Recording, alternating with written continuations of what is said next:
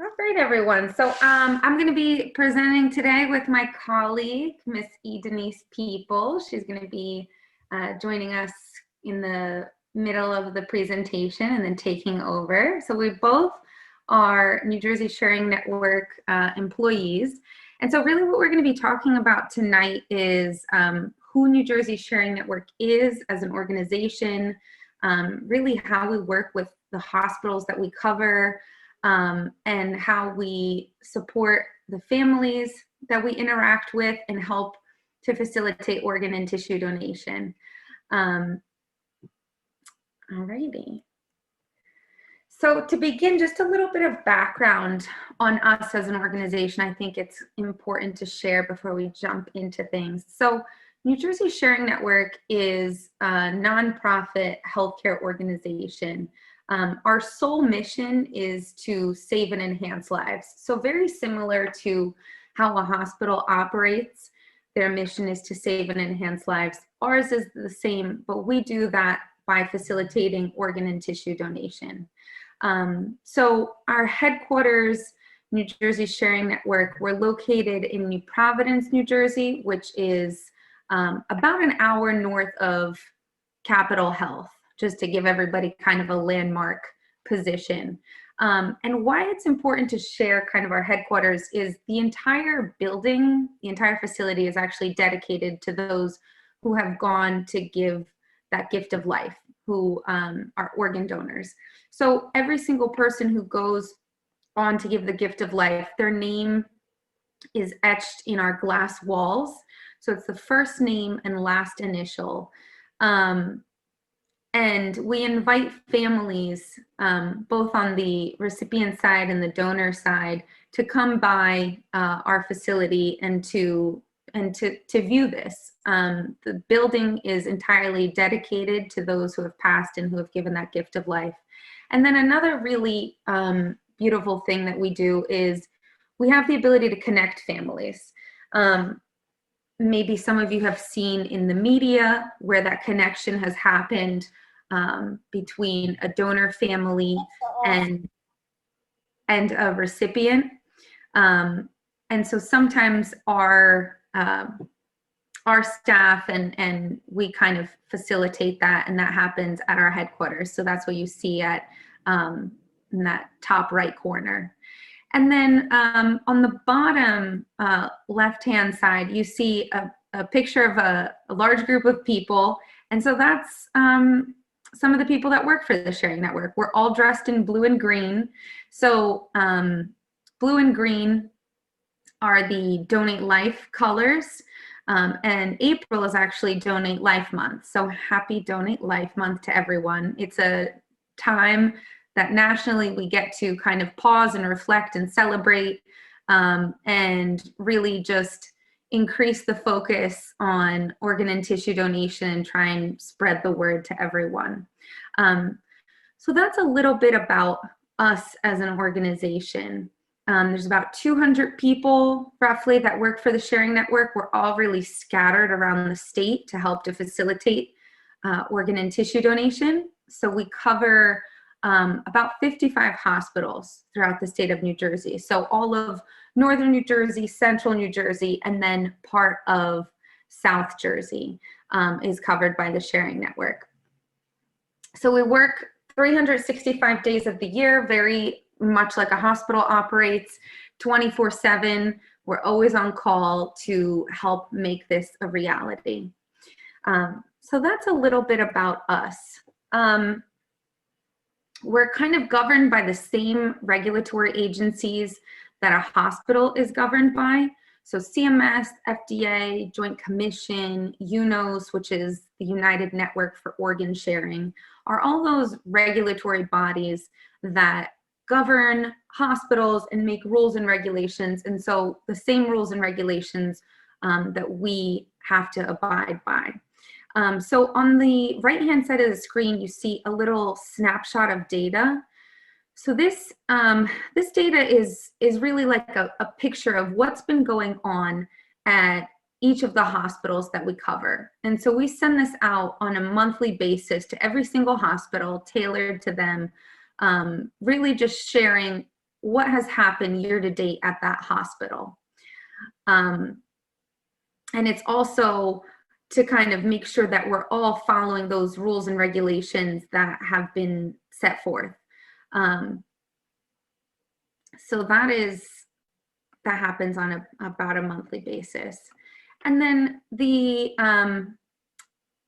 this is really the hospital conditions of participation. So CMS, or the Center for Medicare and Medicaid Services, really this is kind of like a bird's eye overview of what we're going to talk about. And so these are their hospital conditions of participation.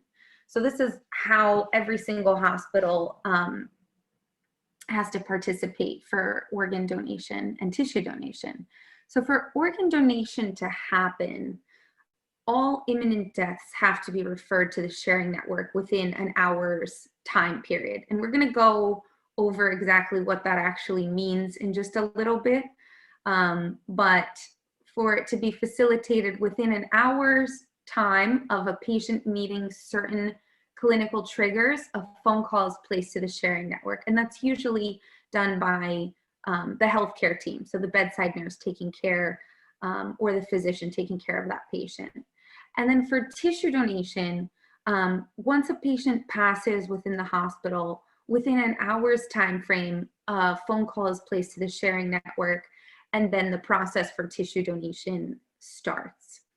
The bottom 3 bullet points are really best described as one main message. So about 30 years ago, the federal government thought it would be most appropriate for a healthcare, a separate healthcare agency to be the one to determine medical suitability for organ and tissue donation, and a separate healthcare agency to be the one to offer organ and tissue donation to families. So emphasis on separation, right?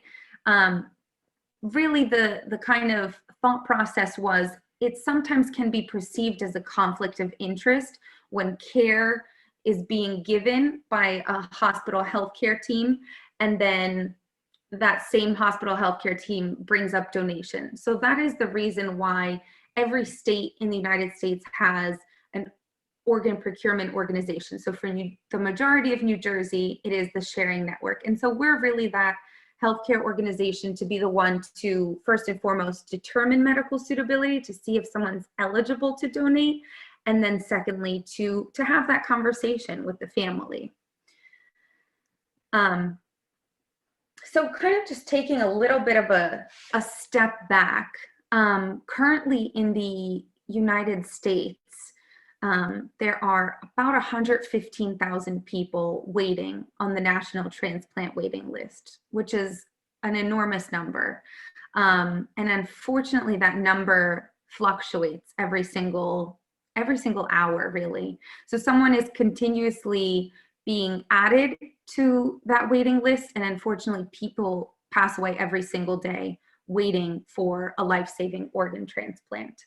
And then in New Jersey, in our state, we have about 4,000 people waiting for an organ transplant. Of those 4,000 people, there are about 3,000 people waiting for a kidney donation. So kidneys are the most commonly needed organ. And the reason really for that is dialysis really extends, helps people extend their wait time. But if anyone is familiar, dialysis is a very grueling process to have to go through. So the average wait time, if you can even believe it, is about 5 to 7 years for someone to receive a kidney donation. So that's part of the reason why we do what we do, right? Of course, the other part of the reason why is really for the donor family. So those are the people that we really primarily interact with at the sharing network. We are really speaking with people in their most deepest, darkest days of grief. And organ donation is that one tiny sliver of light that you can offer a family. And And, you know, with or without organ donation, that family is losing their loved one. But when you offer donation, you give them a little piece of hope that they didn't have before. So that's also really important to remember when thinking about organ donation. Of course, it's for the recipients, but it's also for that donor family. So it's kind of that that combined audience. So organ donation. So what can we actually donate, right?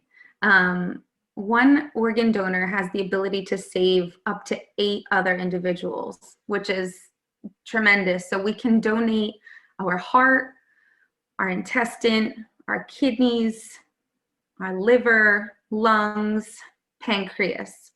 And these individuals on the screen are actually all transplant recipients.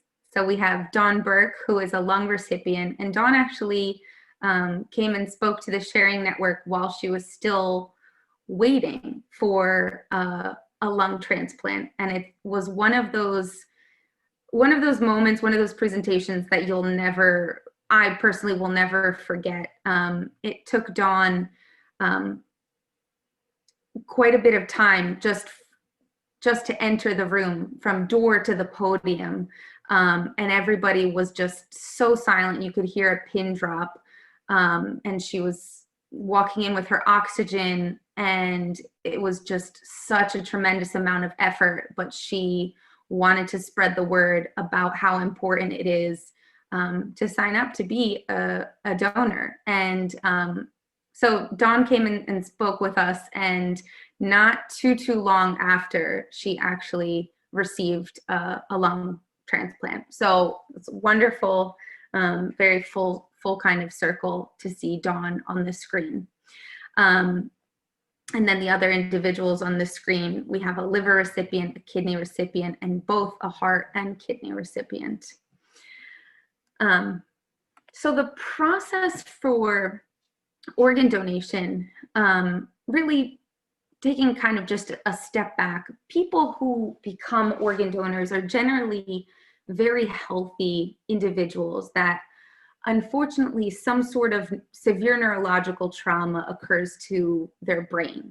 So this could be a stroke, an aneurysm, a motor vehicle accident, a pedestrian struck, an overdose. So a relatively healthy person, typically people leave their houses, you know, that morning, and then unfortunately something happens to them that brings them in to a critical care unit of a hospital, and now they are a vent-dependent patient.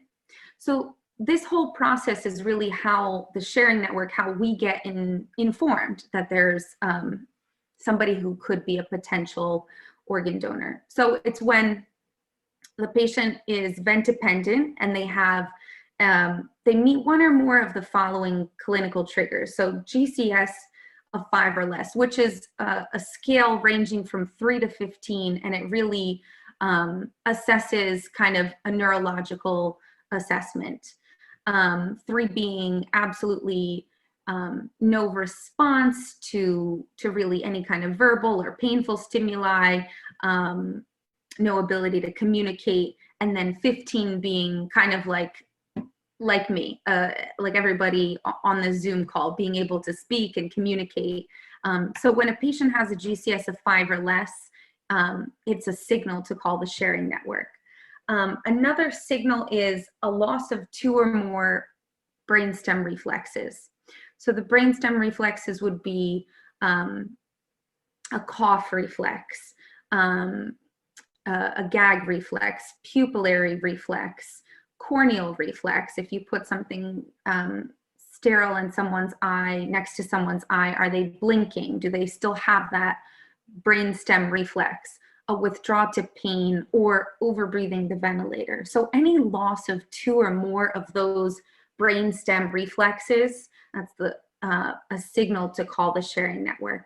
And then the last kind of clinical trigger is really at the start of any kind of family discussion regarding end-of-life options. So, and this is the process, the referral process that we really educate everybody in the hospital. So nurses, physicians, anybody really touching patient care, specifically in the ICU where we have vent-dependent patients. And so they know, the healthcare team knows to call the sharing network within an hour. And then from there, really it's a consult. So usually we come on site and we do an evaluation, and we are kind of in the background for a while until it is appropriate for us to speak to a family. So it's a lot of background first. And then tissue donation. So tissue donation is something that I feel like is not discussed as much as organ donation, but is unbelievably impactful. So one person who donates their tissue, says yes to tissue donation, usually impacts well over 75 recipients, which is crazy to think of. So what is actually tissue donation, right? So tissue donation provides sight, mobility, and overall healing through various different things. So we can donate our bones. So we can do whole bone donation. The femur bone is usually the one donated. And also bones can be kind of manipulated and used in various different ways and help with surgeries and minimizing kind of the amount of metal in someone's body. And then cornea donation provides the gift of sight. And so this is just the contact lens portion of someone's eye. And typically one person donating gives the gift of vision, gives the gift of sight to 2 individuals. And then skin, the most commonly thought of tissue, helps burn victims, women who have had breast cancer surgery, tendons, very commonly used in ACL surgery. Everybody kind of has a friend of a friend who has torn their ACL. That is where that tissue is coming from.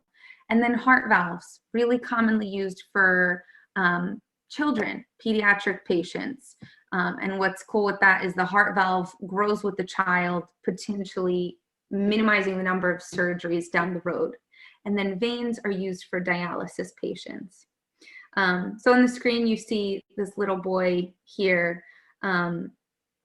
And the quote is actually from his mother. So she states, "Because of donation, my son always saw the good in the world. Now, because of his corneas, someone else is able to see the beautiful world through his eyes." So this is from the perspective of a mom of a tissue donor, and how much it means that her son was able to help so many people. So the tissue donation process is relatively simple. Within an hour of someone passing at the hospital, a phone call is placed to the sharing network, and really we take it from there. We kind of determine medical suitability. So we see if the patient is medically suitable, and then if they are, we will have a conversation with the family. So for tissue donation, that conversation typically occurs over the phone. So why is this all so important?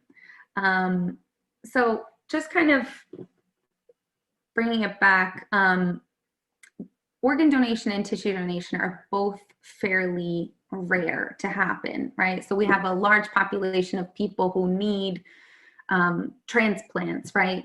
But how many people, what percentage of the population is actually able to give that gift of donation? So for tissue donation, about 10% of the population is able to go on and give the gift of tissue. And then for organ donation, it is so tiny, less than 1% of the population is able to be an organ donor. So it is such a tiny, tiny portion of people. For tissue donation, the reason behind that number is you really need to pass away in a hospital or on your way to a hospital, because we have to know the exact time of death for donation to happen. So timeliness is super important. The entire process for tissue donation has to happen within 24 hours of a patient passing. So that really limits the population. And then for organ donation, it is so tiny. We kind of went over this during the organ referral process, but really you have to be a fairly healthy individual that unfortunately some sort of neurological trauma occurs to the brain and brain stem, and brings you into a critical care unit of a hospital. So that is a tiny, tiny portion of the population. With that being said, it is unbelievably beneficial to go on and donate, as we've learned. So really, once that phone call comes in for organ donation, so when a patient meets those clinical triggers, we usually come on site, and really during that time, we're determining medical suitability. So we're doing our homework to ensure that we always make sure the patient is medically suitable before offering donation to a family. So one of the worst things for us is to, that we never want to happen, is to offer donation to a family and then have to rescind it because their loved one is not medically suitable. So in our world, that's considered a secondary loss, because now you've given hope to this family that their loved one can live on through organ donation. So we always do our homework to the best of our ability. So lab work requests, really huddling with the healthcare team to determine next steps, plan of care, just to make sure everybody is aware that we're involved, and ultimately just discussing a plan for approach when it is appropriate. So we're in the background of things until appropriate for us to speak to a family. And then when the time is right, donation is a conversation. So it's always something that we, this conversation always takes place away from bedside, in a private conference room. And it's usually, it really depends on the family. So sometimes it's just the sharing network staff, and sometimes the healthcare team is also part of this conversation. But it's a conversation that is very lengthy, very personal, and we try and provide all the information to the family so they can make the best decision that's right for their family. A little bit about donor designation. So how to sign up to be an organ donor. So I think most of us know that we can sign up on our license, the driver's license. There's also an online registry. So you can find this online, the Donate Life Registry, but in recent years, they made it very simple on our iPhones in the little heart emoji app. You can put in your kind of healthcare information, and also in that heart emoji app, I call it the heart emoji app, but it's I guess the healthcare app on our iPhones.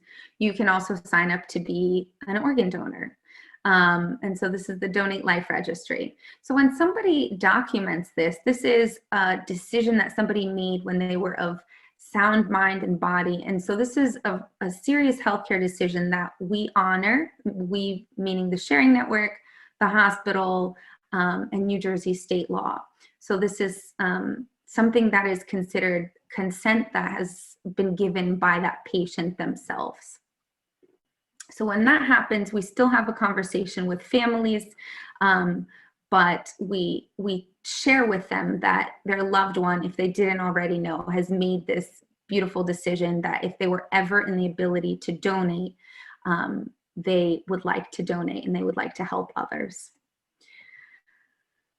Okay, so I am going to turn over the presentation over to my colleague, Miss Denise Peoples. So Denise, I'm not gonna spoil anything. I'm just gonna allow you to share your story with us and present. Good evening, everyone. I stated my name is Denise Peoples, and it is my pleasure to be with you this evening. I am a hospital and community services coordinator with the New Jersey Sharing Network. I volunteered for the Sharing Network for about, I want to say 8 years, and I've been an employee for almost five and a half years. So we've been together a pretty long time, and that all took place after I had a major connection with the subject we're talking about now, the New Jersey Sharing Network. Of course, our focus and our goal is to save and enhance lives. Well, I am one of those lives through organ donation. You can go to the next slide, Melanie. 14 years ago, I received a double lung transplant. In 2000, I was diagnosed with idiopathic pulmonary fibrosis, and it was a major shock to me and my family. Nobody in my family's ever had it, and it was just like literally knocking the wind out of us, because we just did not know where this came from. And it changed and altered my life. I was always very much, and I make people laugh, but I'm the daughter of the Avon lady. My mother was an Avon lady. That was what she did part-time. So whenever when I would come home from school and couldn't get in the basement because those brown boxes were in there with all that Avon, Thursday night we would separate it, and then Friday we would start getting it out. So I was always running, and then that's just something I did, always busy doing things. And one December, it just started to slow down. Thought, I live in New Jersey. Of course, I'm tired. That's what it is. It's cold. I'm coughing. It's okay.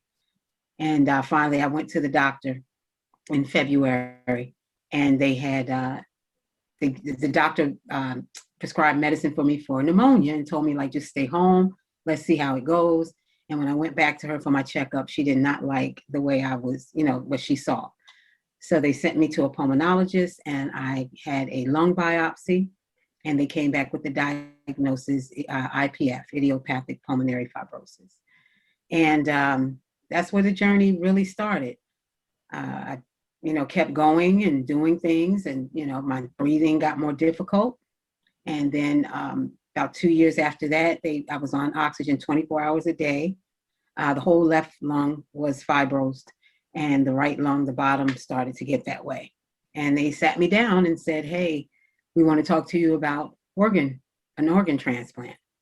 And they basically just said, that's your only hope. It's an aggressive disease. You are young, so we will definitely want to do a double. And what do you say to that?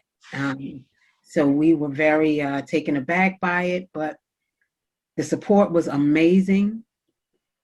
My family, my church, my friends, college friends calling and coming to see me and taking care of me. And it was just amazing, but I'm very grateful for it. But what I'm most grateful for is October 2nd, 2006, I received the gift of life from a very young angel, 18 years old, out of South Carolina.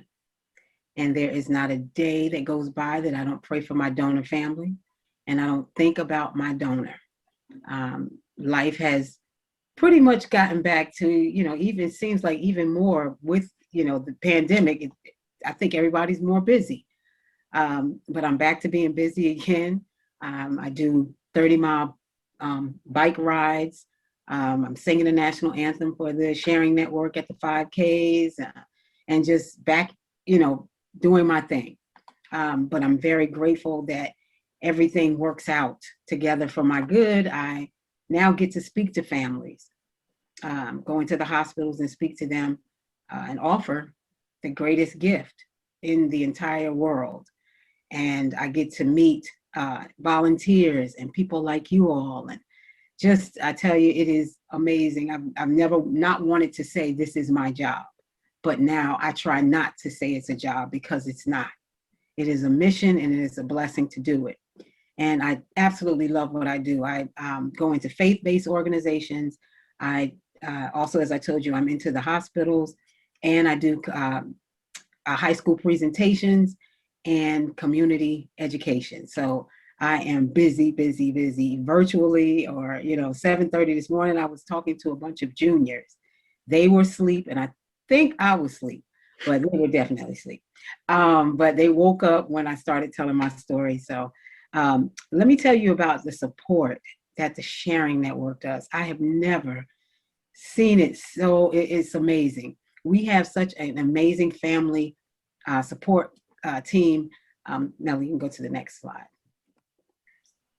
And we honor the gift. Melanie and all the hospital service coordinators and just the whole clinical department, we honor the gift. If you see that bottom right picture, when a family has consented or we have given them notification that their loved one is an organ donor, and we start processing paperwork, we make sure that that family has that beautiful New Jersey Sharing Network flag. They are able to sign that flag, put loving sentiments.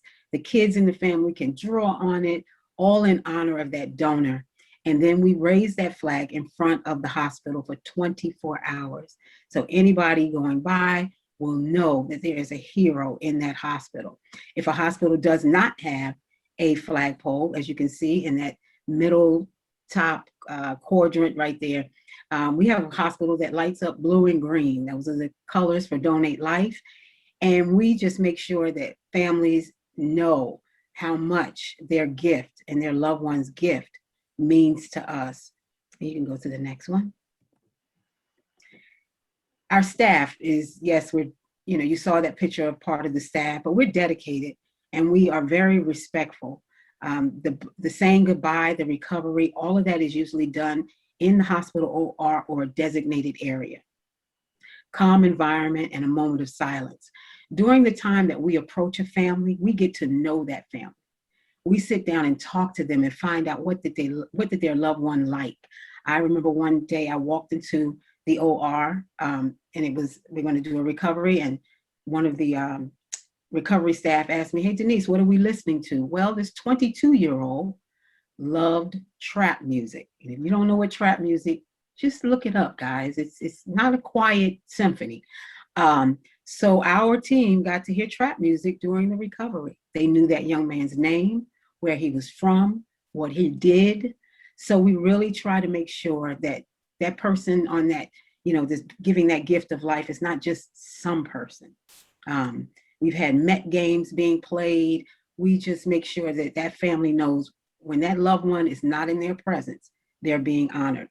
The surgical recovery and reconstruction is also done in that room, and a medical examiner can come and do their assessment. And of course, then the funeral home will receive the body. Family support and follow-up, guys. And I think Donna knows this. Once you are with us, you are stuck with us. We won't ever let you go. So we give support. We have so many different events, and we're doing a lot of them virtually right now, but they keep us close to our families. And not just families that say yes. I want to make sure you understand that. I had a family, a young woman, her son was killed, and she said, because of his religion, she did not think that she could do it. And we talked, and I talked her through it, and we talked, and she still said, I just can't. About 2 months after that, I was at church, and all of a sudden I hear somebody calling my name. Service is over, and the woman says my name again, and I look at her and I realize who she is. This is the mother. And she walks up to me, she said, "Do you remember me?" I said, "Yes, I do remember you." And she fell in my arms crying, saying, "I wish we had done it." So we support her too. She's working on getting a 5K team together. And she's like, "What can I do to talk to people who say no? And I want them to know it's the best thing." So it is just, our family keeps growing and growing. We connect families, as Melanie said.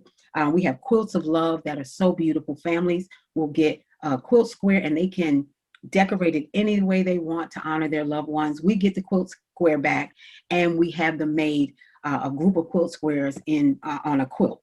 And it is beautiful. They're displayed at the network. A family can actually get the quilt for a memorial or something that they're having, and then they return them to the Sharing Network. We also have Wrapped in Love. We have some amazing volunteers who get together and they crochet and knit for us. And these beautiful shawls and lap blankets are given to our donor families. Spread the word. That's how you guys can help us. Social media, I know somebody's on Facebook or, some kind of social media. Please check us out on social media. Talk about us on social media. Start a conversation, because we are everywhere on social media, and help us spread the word about what you heard tonight. Things to remember.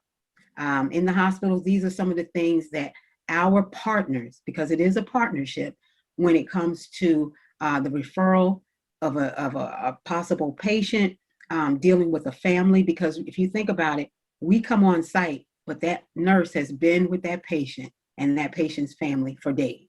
So it's definitely a partnership. Refer all deaths for evaluation of tissue donation, all vented patients meeting any clinical triggers for evaluation, and those are the triggers. And the donation conversation should be a collaborative effort with the sharing network and the healthcare team.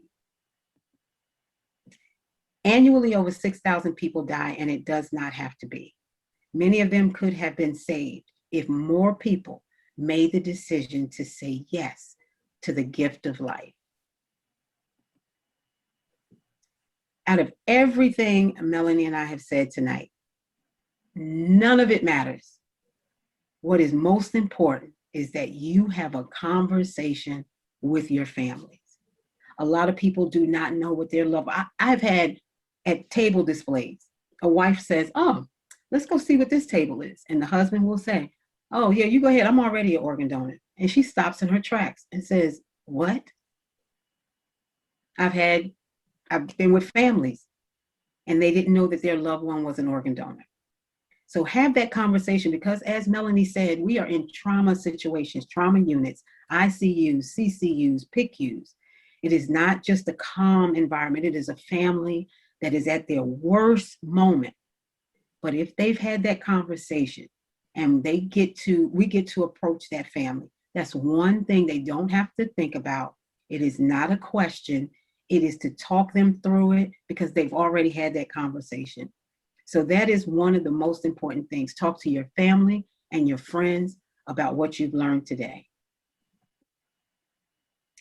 So now, April 16th is National Donate, this is National Donate Life Month, and April 16th, I want you guys to get your best blue and green, put it on, take a picture, and then send it to Melanie or myself at the network so we can shout you out. It is the day where we support organ and tissue donation and eye donation and show our Donate Life colors. So we have a contest at the Sharing Network. Just want to let you know I won last year. But I know that others can win too. So make sure you check it out. Check out our website for everything that we're saying. Go right ahead. Celebration of life. We usually have 2 5Ks, one down on the beach in Long Branch and one in New Providence. Well, because of COVID, last year we had an actual virtual celebration. And this year we got our fingers crossed, our toes crossed, our eyes crossed, that hopefully we will be in person on the 12th of September in New Providence. We're bringing both 5Ks together. Just the New Providence 5K was over 10,000 people. So now we're bringing both together, and we're hoping that everybody's doing what they're supposed to do, and we can come together and enjoy each other. Of course, there will be a cap on how many people are there, and we will definitely follow all guidelines, but we just can't wait to look across the parking lot and see somebody. So we are really excited. We have a 5K walk and a certified run.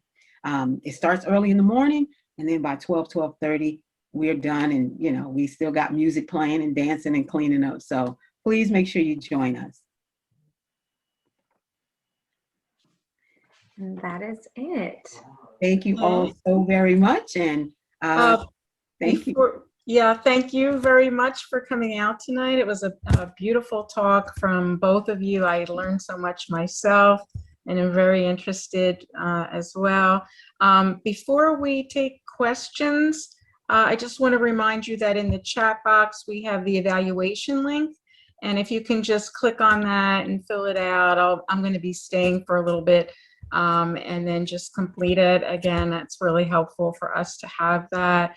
I don't see any questions in the chat box, but if you have a question, you can unmute yourself and ask it at this time, since we're a small group tonight, although we do have 8, so that's good. What are the rules about out of state? Like I'm an organ donor in North Carolina, and if I travel to New Jersey and God forbid I have a problem, is there a national system that allows an out of state person with a organ donor card on a driver's license to donate in New Jersey, or do you have to coordinate with the home state? I'll answer this. It's a great question. You just have to register once, and we have communication with all the states. So if we know that you're from another state, we would check that state if and kind of do our due diligence. So it would cross over. So no need to register everywhere. But the one good thing, if you wanted to kind of solidify your decision, would be to register on the National Donate Life Registry. So this is found online or on your iPhone, and that is the same kind of legal standing that your license has, but it's kind of just another way of documenting that decision that you would like to be an organ donor. Let me just add to that. Also, if you are visiting from out of state and you're in New Jersey, then, and God forbid something would happen to the person in New Jersey, then it would be in New Jersey. The gift would happen in New Jersey. Right. Yeah, the young mascot from the University of North Carolina, that's what happened to him. He was here for the NCAA tournament, and he ended up saving lives here in New Jersey. So we do have a question from Catherine. So for body donation, the person has to be in the hospital on a ventilator, they're asking. If a person dies at home, then you cannot donate.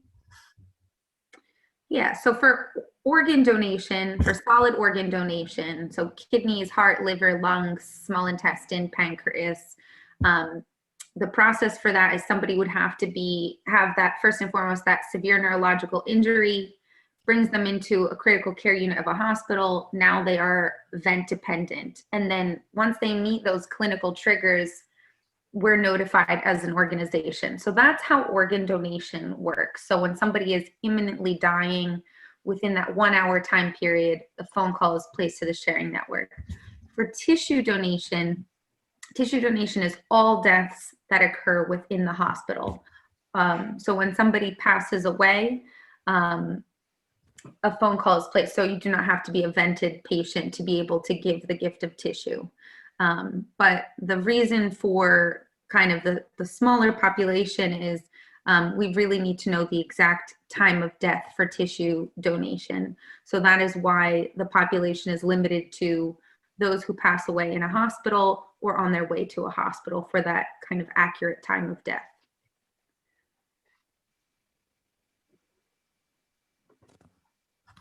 Any other questions?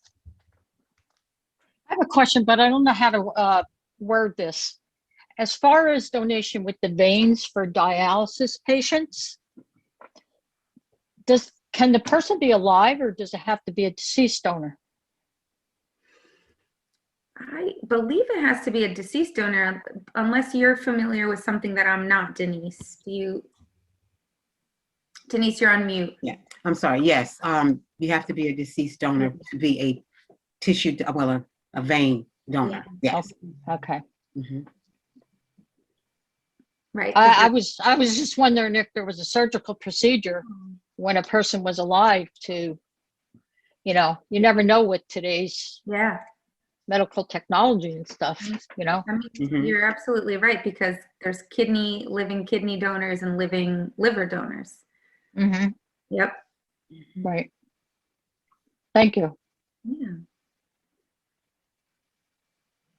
Any other questions, comments from anyone?